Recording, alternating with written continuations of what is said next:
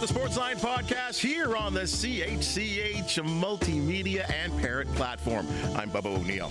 As we like to say in these parts, if you can make it in Hamilton, Halton, and Niagara, you can make it anywhere. And it's those teams, athletes, broadcasters, and executives who we love to spotlight on the Sportsline podcast. And that includes all genders. I started playing sports very early, even skating when I was 18 months old, and although golf was on the back burner, it eventually became my entire life as I lived out my dream getting a full-ride scholarship and playing at a very competitive university level. Now, during my time in male-dominated sports, I realized I rarely saw women's sports in the media, so upon the realization, I decided I wanted to make a change, which brings us to where we are now. Thanks to social media, I've been able to cover women's sports in every major event, witness history, and watch the growth in real time. I'm happy to be able to share my story alongside Canadian... Well, as you've just heard from her youngest days growing up in Oakville, Ontario, Logan Hackett had her eyes on the prize, which is sports from a woman's perspective. Assisted by her experience of attending and playing golf at Texas Southern University, this Canadian was influenced by an American view of sports and business and has created a career of her own. With tremendous credibility, Logan has been trusted by network and lifestyle companies like ESPN and Adidas to promote their events and product on social media. Folks, it is the power of new media, and we bring in Logan Hackett. This is incredible what you are doing and what you have created. How are you? And thanks for joining us here on the Sportsline podcast. I'm doing well, and thank you so much for having me. It's amazing. I mean, you did have this experience golfing. You talked about playing hockey when you were a young child, so you had sports as kind of part of your heart and was something that was a heavy influence for you. But golfing and being part of a team and attending stateside university, that taught you a different perspective, as I said there, did it not? Oh, absolutely. I mean, we have hockey in Canada. I feel like that's our main sport, but just seeing how sports work and the whole system and how people come up through them in the States, it's a completely different world. Like even going to different universities and how people have like their eyes on a certain university and that's their goal. We never really had that here. Our goal was mainly just like going to the States and trying to be an NCAA golfer. Well, I had Tamika Nurse here, as you well know, basketball player and in NCAA, played at Oregon, and she said to me that as much as she loves Canada, there is nothing like attending school on a scholarship stateside. And that is just something that it was huge for her growth. Oh, absolutely. And even, well, my school, we didn't have a very good football team, but going to other schools, like we go up to CSTAT College Station and just see Texas, like university as a whole, that is insane. I could only imagine going there. Like that whole experience was just seeing all the different sports and what you could do with it. And even their facilities. I mean, our high school facilities would be like a primary school facility there. But would that not be a big leap of faith? I mean, obviously hanging out in Oakville and then being somewhere in deep, it's Texas, like that would be a huge change for so many people. How did you adjust? I honestly don't think it was that hard, but really? From a young age, I think I always knew that I was going to go to the States because that's really the only hope that we had at the time. I mean, youth sports here are coming up, I believe, and you can get scholarships, but I didn't have that when I was going to school. So in order to continue to play sports, you pretty much had to go to the States. And I think just growing up, going to different sleepaway camps and everything kind of prepped me for it. I think it was honestly more so the adjustment of being in Texas rather than Oakville. Reading your bio, there were a couple lines that really struck me, and you can kind of expand on it. One of them was, crazy how a little app can change your life. It has, hasn't it? Absolutely. Yeah, and this is the world that we live in today. It's so crazy to think, but I mean, I'm where I am right now because I have been posting on TikTok, and that's insane. What made you do it? I just started. I mean, I had a first account when TikTok first came up, and I was still in Texas, and it was just for fun. I was doing like all these dances and just silly stuff. And I'm pretty sure it got banned. I took a little off because I was like, this isn't going to be anything serious. And I was bored of it. I was like, I feel like I was made for content creation or being in front of a camera. I mean, when I was younger, I didn't really have a goal job to have. It was just, I love to talk and I love to be kind of front and center. So I made another account and started looking at WNBA and NWSL fit checks. And from there, it just kind of skyrocketed with people also saying, like, I had no clue that these leagues were in season. And honestly, as an athlete, I didn't either. So I wanted to make that known. Well, and where you are right now in this space is the word, and it's kind of broad the way I look at it, is sports content creator. Yeah. Because for someone in my generation, content creation is done on radio, print, or on television, as I do. But in your world and your generation that's coming up real hard and starting to dominate, it's the internet. And how have you made that work? Visibility.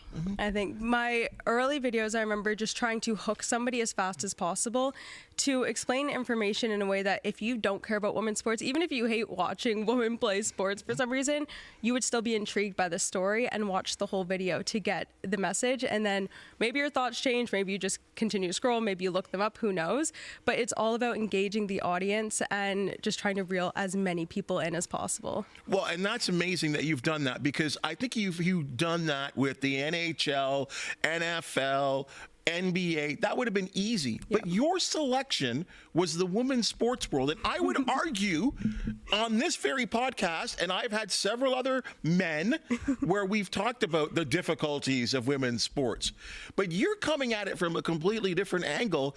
And it seems to me old folks like us are completely wrong, because what I'm seeing now, and I'm jumping on board because I think it's unbelievable that women's sports is, I think the growth is infinite at where we are right now. Yeah, I forget who did the report, but there was one that came out the other day saying that it's estimated in a few years that it'll be a $2.6 billion industry. Now, with March Madness going on, you have to think just a few years ago, the girls were getting yoga mats and like dumbbells as their weight room, and they weren't even allowed to call the tournament March Madness. So just to look back at that point to now, and I think through content creation, you sometimes have to pick and choose what stories you tell, or you have to completely spin them another way. So let's say somebody in the NWSL is scoring a ton of goals. Sure, that's fine. A lot of people would be like, okay, I've never heard of this league. But then you dive deeper into maybe their story, find something interesting about them that is going to have people say, oh, I want to watch them now. But they're stars now. Yeah. And you've found stars within these different sports. Caitlin Clark, I think, would be the easy one on what we're seeing in the WNBA. And I think we got some kickback from many of the women in the WNBA saying, hey, we've been around for a long time too. Yeah. And there's some truth to that, because we are seeing big stars in that sport. Yeah. If you know me, you know that transparently, one thing I hate is a Caitlin Clark conversation, because there are so many people who came up before her. I mean, the Sue Bird, the Diana Taurasi, we were just talking about her the other day. They were making a name for themselves, and the play around Caitlin has always been the same. Sure, she came up with an amazing, half court 3-pointer, whatever, and she has that sticking point. She has the captivity, and she has grown the game. But it is hard sometimes, because there are so many other people who also broke records and did things before her, and a lot of people are very kind of one-sided towards it. Why was it her though? Why was it her that was kind of the breakthrough? I think it was the half-court 3-pointer, or her pulling up from literally anywhere.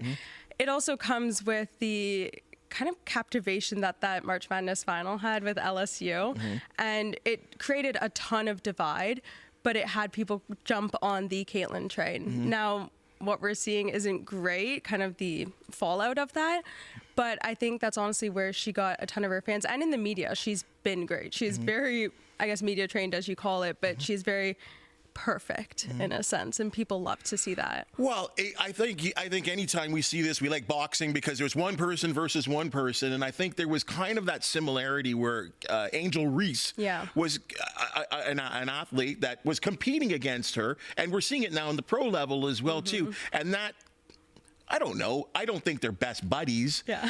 But I think they will forever be matched together because they kind of came up at the same time. Yeah. I think it was during WNBA All-Star last year. There was one play. Angel came in the game late, and they had a pass to each other and scored. And then all the media around it and the clips that came out, it was them being buddy-buddy. Like, they do not hate each other, but I think that narrative was really driven into people's brains, and it elevated Caitlin. Angel has had her own insane elevation, both as a player and just a person outside of basketball. But I hate the hate that has come around Angel with that. Basketball, again, we're seeing this with the Toronto Tempo. I mean, this is going on the verge of blowing up, and I would presume the association with Serena Williams most recently has taken it to a whole new level. Yeah, I honestly was shocked to see. We all were. Serena, first of all, the fact that it didn't leak was amazing because their name even leaked beforehand, and things in Toronto, I mean, were pretty small compared to everything else. The first Canadian city, I have no clue how it didn't come out earlier. But to have someone like Serena take this and say, hey, I know it's going to be big. Let me hop in now. And let me use myself to help grow it and give this team exactly what they deserve. I absolutely love that. And I don't think there's anyone better who could have done it. Well, and in Toronto as well, too, the PWHL. I mean, let's change to hockey as well, too. And we always knew that hockey, you know, it was big in this country. But I could think of at least 3 different women's leagues prior to the PWHL that just didn't work for several different reasons. Why is the PWHL working now? I think it's because you have the highest top level talent playing. Beforehand, what was the league before the PWHL? There was two. There was two. The Canadian professional, the PHL, something like that. I can't remember. But there was 2 fractured league, and one was associated kind of with the National Hockey League, and they tried to back off. Yeah, that was the PHF. Yes. So we had, I want to say, I know it was more than 6 teams, or maybe it was right on 6, but the talent that came in, it was from like low-level university players who are just kind of trying to find something more to do. It was a side job. They'd get paid like 20 grand, if that, to the highest Olympian level. You have your Hillary Knights, Marie-Philippe Poulin, and there was such a difference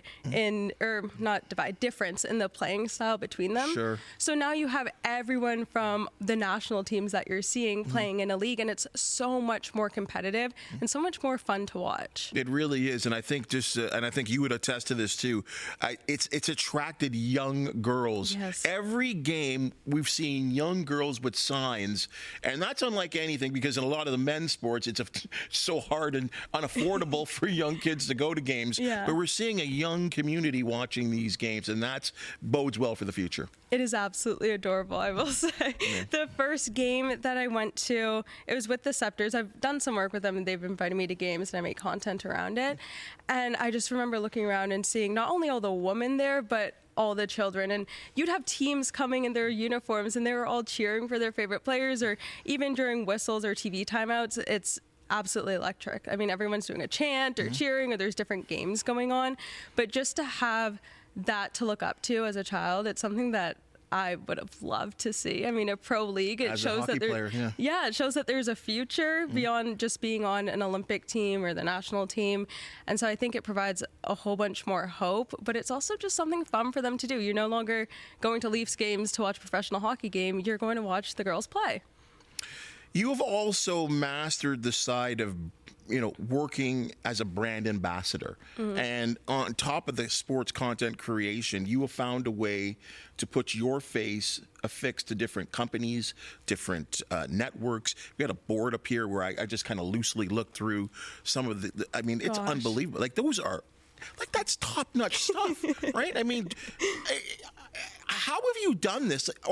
And I have to believe, I'm sure you must have done some selling to them, but obviously now because you have become a content creator, a lot of them are coming to you now, are they not? Yeah, I think honestly this is the first time I've had it laid out like this to me, where I'm able to be like, whoa, I have done that. Like even just reading some of these, I mean, these are the top brands or networks in sports.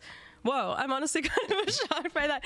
But I think it's also a result of everyone investing more into women's sports and being able to. Here you are with Adidas. Yeah. At an Adidas event.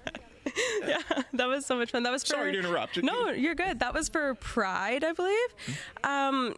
But everyone is investing so much more into women's sports and the audience that comes with it. So you'll see with ESPN, you're tapping into people who want to watch women's sports or are looking for women's sports. I think Prime is for the NWSL. They all have some type of selling point that my demographic and audience would enjoy. And with that, my demographic, I believe it's 97% woman. So, yeah, they're definitely selling to them. I do also have to shout out my agents because they have done amazing with this. But, yeah, everything goes through them, and then we kind of decide if we want to take it or go a different way. You don't have to answer this question, but this is something that I have noticed. And someone like yourself probably would give me the most honest answer. I have noticed that in the men's sports world, being in this business for almost 40 years now, where we're still struggling with the fact of who's going to be the first gay hockey player, who will be the first gay football player, right? I mean, and we use those words. Yet, in women's sports, it's not even an issue. No. It's not discussed. It's accepted. Yeah. We don't question it. Women don't question it. We hear of, individuals in the PWHL, all sports. So-and-so got married. Some of them are playing against each other. Some of them are teammates. Yeah. In the men's sports world, I can't even imagine that happening. Why is it so much more accepted from your standpoint? Honestly, I think one of the biggest questions, rather than who's gay, it's who's not gay. To be honest, that's the easiest way to put it. But I think that's actually a great question. I think it's just the fact that growing up in sports, you're going to have that happen. I mean, women are attracted to each other, same in men's, but there's not the toxicity that comes with it. And I don't think it's rooted in stereotypes either, whereas the men, it's very like, oh, we have to be big men. We go out and we hit and we do all this stuff. That's not really the vibe in women's, and we're accepting everyone. You'll see that in leagues too. Like, there are huge inclusion policies within each league, and they stick to it. And if not, they get fined or their league or their team goes down. Yeah, because I do see all the leagues sort of like, and we're struggling with this with the National Hockey League. It became a big topic last year where some players didn't want to be involved in the Pride Night events. And it got to the point where Gary Bettman, the commissioner, had to say, well, we're going to just shut this down completely, which to me was a big miss, completely a big miss. Whereas I just don't see that in the WNBA. It is celebrated, and I think that's progress. Oh, absolutely. And another thing within women's sports is you're lifting each other up. You will rarely see people go down or on each other, even if people are talking smack, whatever. It's all love at the end of the day, and everyone just wants the best for each other, because at the end of the day, we are at a place that we never thought we'd be with seeing all the growth and all the eyes on the league. And love is love, and it's all love.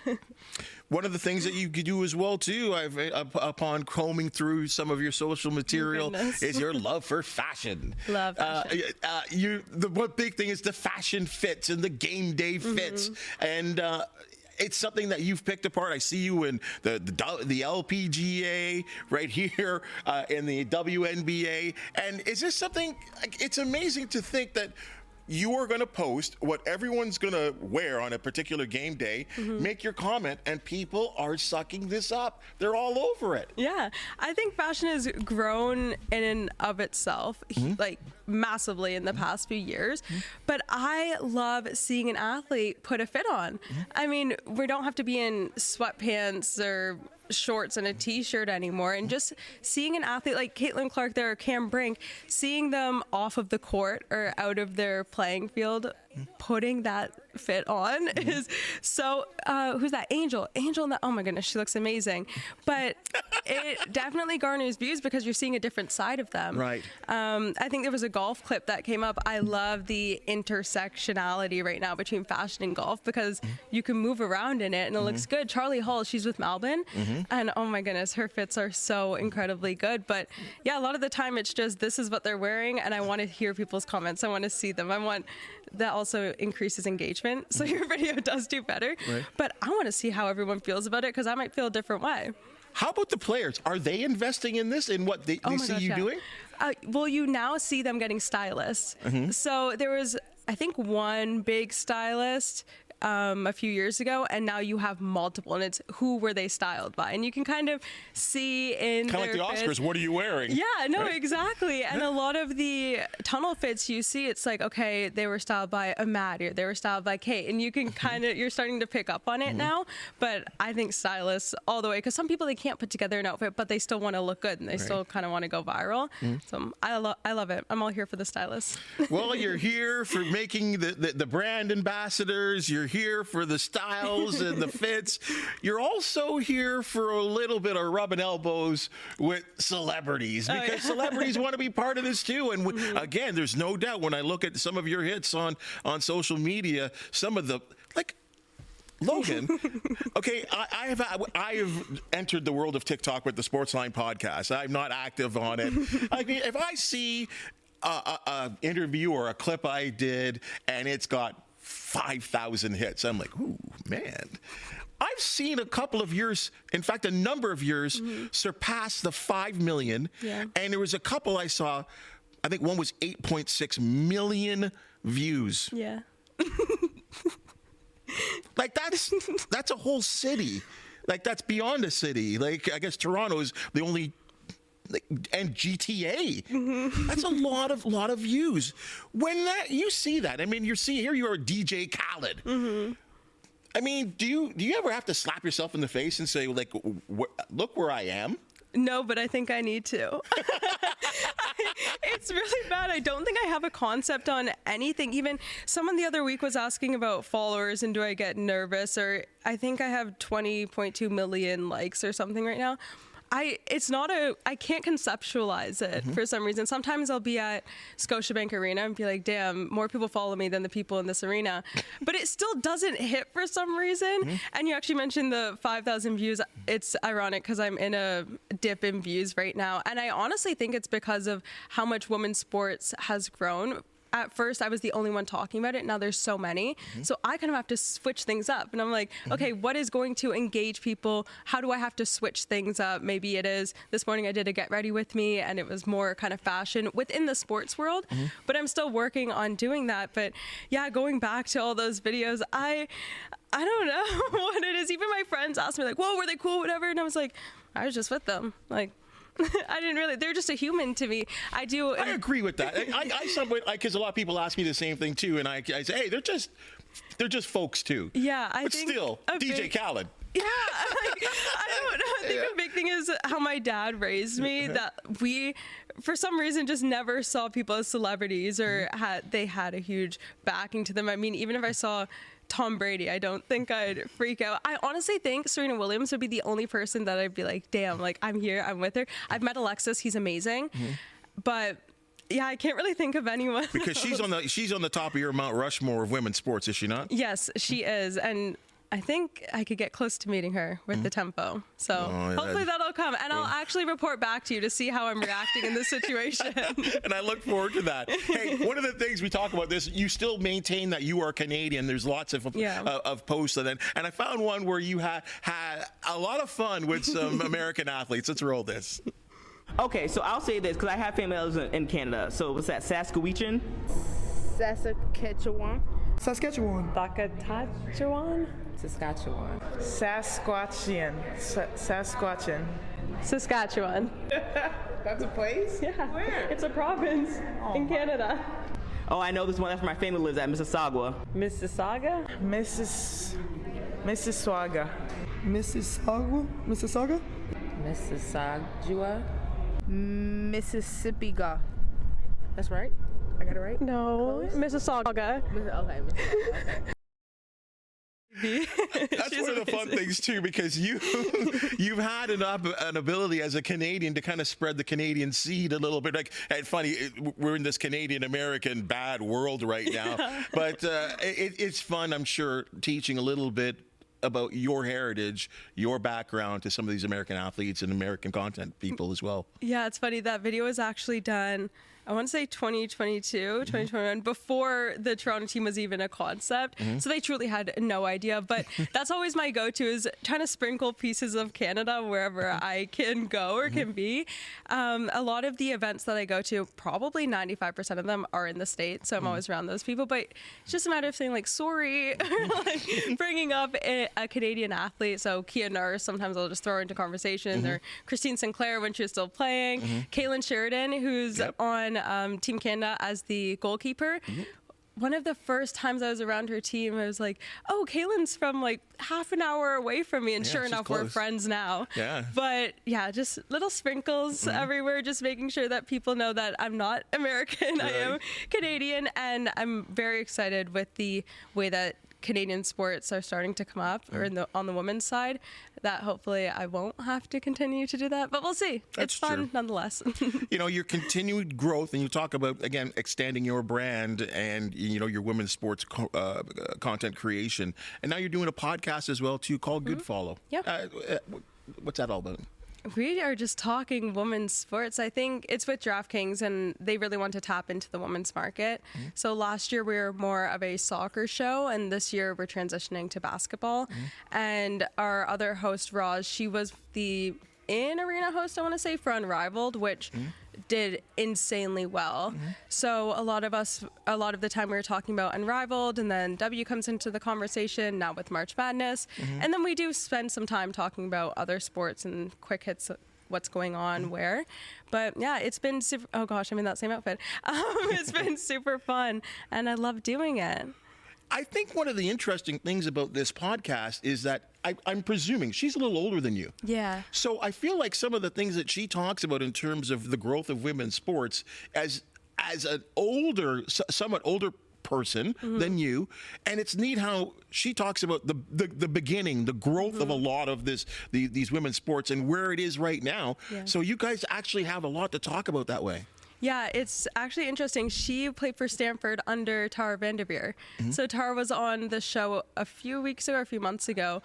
She was actually roommates with Roz's mom, so it went all the way back.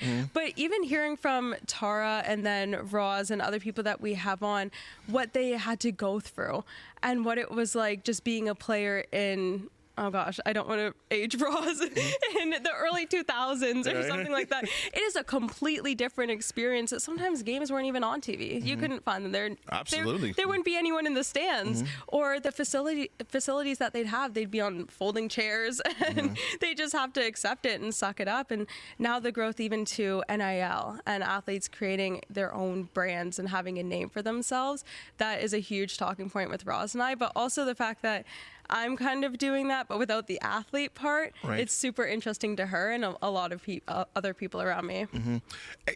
Do you ever see a time where women's sports and men's sports will rival each other? I think they can. I think people are closed off to it, and they won't let it happen. I've been having a ton of conversations about March Madness, because this year I was like, watch Women's March Madness. Like, it has been amazing the past few years. Last year, I want to say the finals surpassed the men's. The final four 4 million. Outdrew by, it was 11 million to 9 million. Yeah. And that's in the United States. We never got the Canadian numbers. But the women's final four outdrew the men's final four. And again, I can say this from a particular look and generation. We would have thought that is unthinkable. Unthinkable. But it actually happened. Yeah. And I found myself, a little bit more interested. And if you look back a year ago from my sportscast on the news, I showed more of that tournament than the men's tournament. It was just more interesting. Trying to tell people. To be honest, this year has not lived up to the hype. This year, both tournaments haven't, because there hasn't been any upsets. Yeah, there has been so much talk. That means the Final Four and the Final and the Elite Eight will be great, because there'll be great teams. Yeah, even coming and losing up. Juju hurt too. Oh my gosh, that was so sad. I think everyone had the same reaction in that moment, and the fact that it was confirmed as an ACL tear is just absolutely heartbreaking. But we still have other stars. We have Paige, and now you can just add a comeback story to the story that she's already in the progress of writing. So that'll be very interesting to see it all play out. But yeah, I've been trying to tell people the women's sports are so much more interesting, even with the storylines intertwined between them. I just think men's sports have been so ingrained in everyone that's the showcase, that's the highest of highs, and they just aren't open enough to letting women's sports surpass that level. And I think a lot of it does have to do with social media, because you'll see a lot of lowlights and people pick and choose things, and they're like, this is why we don't watch the WNBA, it's an airball. Well, I just saw like 4 airballs from last night's game in the NBA. The team shot 32%. Yeah. Right? Like, you're absolutely correct on that, because I spend a lot of time on a lot of podcasts, even ones where I'm the guest, continually talking about falling ratings in different men's sports, yet I'm continually on my own platforms talking about women's sports and the ratings rising. Yeah. You talked about them a couple of times here on this podcast, and we all have mentors and people that inspire us. Yeah. You've consistently, I know Mom maybe's got stage fright. She doesn't, I don't see much of her, but your dad has been that person for you. Yeah. Why? Oh gosh, I don't know. He's just my sports person. I always say that he raised me like a boy, in the sense that he raised me to just be in sports. We were watching sports. I was a Rangers fan and a Bears fan before I even knew my own name, and that stuck with me to this day. I mean, I love them. New Era just sent a whole box full of stuff, and it's Rangers and Bears. But yeah, we do so much together, and I think we're the same personality. He's great on camera, which is a big reason why you see him in my videos. But yeah, all glory to you, to the Most High up, Jerry Hackett. And what is, like, I mean, and this is from a young age, because you played sports at a young age, and he was kind of always by your side. Yeah, always. He's just, to me, that's just normal. Like, he is my best friend. He's always there. He tried to, what did you do? You taught me how to skate at 18 months old, and then from there, every single sport that I play and every single thing that I know about sports, maybe other than NFL, because I got into that last year by myself, but it's been because of him. You must be incredibly proud. I have to start there. Very proud.